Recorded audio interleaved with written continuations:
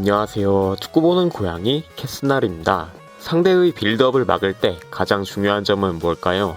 바로 패스가 중원으로 가지 못하게 막는 것입니다. 공격을 전개함에 있어 중원은 가장 많은 패스 선택지를 보유한 곳이기 때문이죠.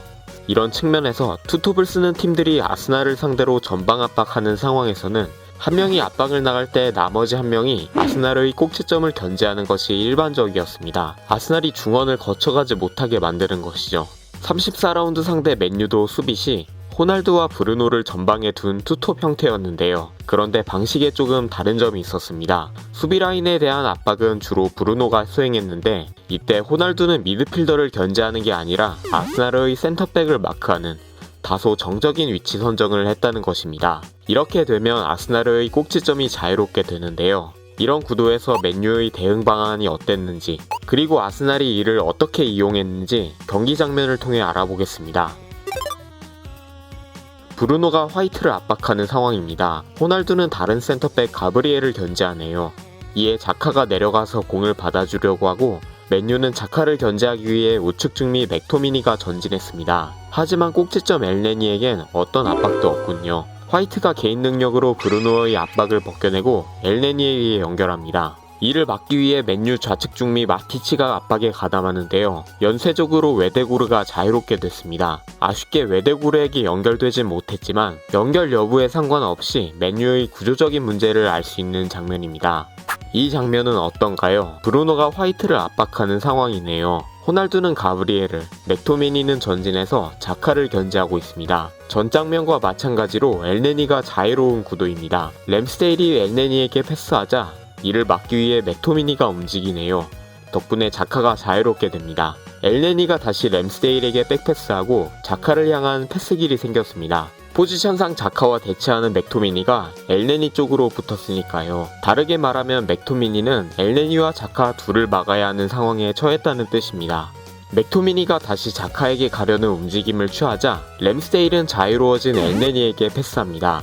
이어서 엘네니는 맥토미니가 처한 상황을 이용해서 자유로운 자카에게 연결할 수 있었습니다. 밑에 아르테타의 손짓을 보세요. 맨유의 구조적인 허점이 뭔지 정확히 꿰뚫고 있다는 증거입니다. 이렇게 아스날의 미드필더가 자유로워지는 현상은 계속해서 나타났습니다.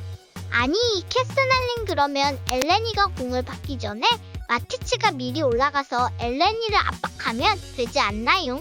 네, 물론 그렇게 하면 맨유가 아스날의 미드필더들을 모두 쌈싸먹을 수 있고 아스날은 중원을 거쳐가기 힘들어집니다. 하지만 연쇄적인 문제가 발생해요. 이미 자카가 중앙 미드필더인 맥토미니를 끌어낸 상태에서 마티치까지 올라가니 수비 라인 앞을 지킬 선수가 없게 되는 거죠. 수비와 미드필드 사이 공간인 포켓이 노출된다는 뜻입니다. 맨유의 전방 압박 상황입니다. 호날두가 센터백을 견제하고 있고 브루노가 압박하러 나가네요. 자카는 맥토미니가 마크하고 있습니다. 엘네니가 자유롭네요. 이를 막기 위해 마티치가 전진합니다. 덕분에 연쇄적으로 웨데구르가 자유롭게 포켓을 먹게 됐습니다. 램스데일의 좋은 전진 패스가 웨데구르에게 향합니다. 이 장면도 비슷합니다. 램스데일이 공을 잡고 있는데요. 맥토미니가 자카를, 호날두는 센터백을 견제하고 브루노가 압박을 가합니다. 엘네니에게 여유가 생기자 마티치가 견제하러 올라가는 모습이네요. 연쇄적으로 웨데구르가 자유롭게 됐다는 뜻입니다. 여기서 램스데일이 롱킥을 때리는데요. 전방으로 달려나가는 사카를 향한 것이었군요. 여기서 주목할 점은 맨유의 포켓 공간입니다. 마티치가 전진했을 때 사카는 앞으로 달려나가면서 맨유의 수비 라인을 뒤로 무르게 하니 맨유의 미드필더와 수비 간격이 벌어지면서 발생한 현상이죠. 여기선 아쉽게 사카가 경합에서 밀리긴 했지만 만약 경합 후 세컨볼이 떨어졌다면 어땠을까요? 넓은 공간이 주어진 웨데구르가 맨유의 수비 라인을 공략할 수 있게 됩니다. 이렇게 맨유가 아스날의 자유로운 미드필더를 막기 위해 중앙 미드필더를 모두 올리게 된다면 수비와 미드필드 사이 공간 포켓이 위험해지게 됐습니다. 사실 이런 문제를 해결하는 좋은 방법 중 하나는 호날두가 미드필더를 막으러 움직여주는 것입니다. 그러면 1차적 문제인 아스날이 미드필더를 거쳐가는 것을 방해할 수 있을 뿐만 아니라 미드필더가 모두 올라가지 않아도 되니까 2차적 문제인 포켓 공간이 노출되는 것도 해결할 수 있게 되기 때문입니다. 파트 1에선 맨유가 전방 압박을 하는 상황에서 발생하는 문제점에 대해 알아봤는데요. 이번 파트에서는 지역방어, 즉 맨유가 4-4-2 두 줄 수비 형태를 갖추고 공간을 막는 상황을 살펴볼까 합니다. 아스날이 중앙 진영에서 공을 잡고 있고 맨유는 4-4-2의 두 줄 수비 형태를 갖추고 있습니다. 공이 후방을 거쳐 자카에게 향하는데요. 브루노는 좌측에서 엘네니를 견제하고 있네요. 여기서 주목할 점은 호날두의 위치입니다. 좀 더 뒤로 움직여서 공간을 막아줘야 하는데 가만히 있는 모습입니다. 덕분에 자카가 자유롭게 치고 나갈 수 있게 됐어요. 결국 왼쪽 측면까지 도달해버렸군요. 맨유의 촘촘한 두 줄 수비가 버티고 있기에 큰 문제가 없어 보이지만 사실 그렇지 않습니다. 호날두 대신 브루노가 자카를 견제하러 따라왔기 때문이죠. 브루노는 두 줄 수비 앞의 좌측을 지키고 있어야 하는 선수입니다. 브루노가 자리를 비우면서 공간이 생겼고 엘네니가 차지하고 있습니다. 아스날은 후방을 거쳐 다시 오른쪽으로 전환합니다. 상황상 브루노 대신 가까운 호날두가 엘네니를 커버해주는 게 좋겠지만 역시 호날두는 움직이지 않습니다. 여기서 엘네니의 패스기를 볼까요? 전방의 은케티아에게 줄 수도 있고 오른쪽 하프의 웨데구르에게 줄 수도 있습니다. 물론 엘네니가 패스를 넣진 못해 오른쪽에서 엘네니에게 패스한 상황입니다. 브루노가 압박을 하는데 벗겨내는 엘네니입니다. 엘네니가 전진해 나가는데요.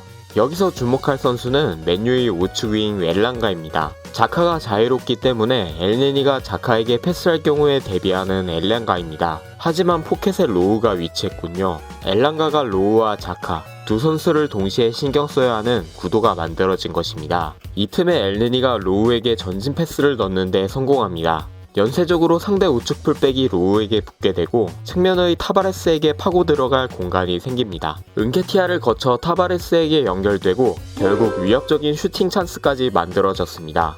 다시 처음으로 돌아가 볼까요? 만약 여기에서 호날두가 좀 더 뒤로 이동해서 자카를 견제해줬다면 어땠을까요? 그러면 우측 윙 엘랑가가 자카를 신경 쓸 필요 없이 로우에게 집중할 수 있게 되겠죠. 엘네니의 전진 패스에 대한 대응이 더 수월해진다는 뜻입니다. 사카가 PK를 얻어냈던 공격 과정도 그 시작점을 보면 이와 똑같은 원리입니다. 엘네니가 공을 잡고 있습니다. 치고 나갈 공간이 있네요. 전진한 엘네니가 패스하는 장면입니다.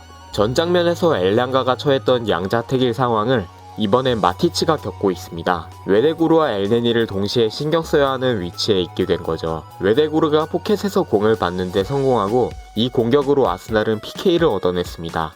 다시 엘네니가 공을 받은 시점에서 호날두의 위치와 빨갛게 표시한 저 칸을 주목해보세요. 이어서 엘네니가 패스하는 순간입니다. 엘네니가 어디에 위치했나요? 빨간 칸이죠. 엘네니가 공을 받았을 때가 21초고 빨간 칸으로 이동해서 패스할 때가 26초입니다. 무려 5초라는 시간 동안 방해가 없었던 거죠. 호날두가 조금만 움직여줬다면 아스날의 공격 전개를 충분히 예방할 수 있었을 겁니다. 아니, 캐스날님, 호날두는 원래 수비 가담이 저조한 걸로 유명한 선수잖아요. 맞습니다. 호날두는 그런 특징을 가진 스타 플레이어 중 하나입니다. 저런 수비 움직임을 기대하긴 힘든 선수죠. 그래서 이런 점을 고려하면 해결책을 내놔야 하는 감독의 책임도 있다고 할 수 있을 겁니다. 그리고 호날두가 수비적으로 문제가 됐지만 공격적으로는 맨유에서 가장 위협적인 선수였던 것도 사실이고요. 전설적으로는 제약이 생기지만 공격 기량은 누구보다 뛰어난 선수. 정말 양날의 검이라는 표현이 어울리는 듯 하네요.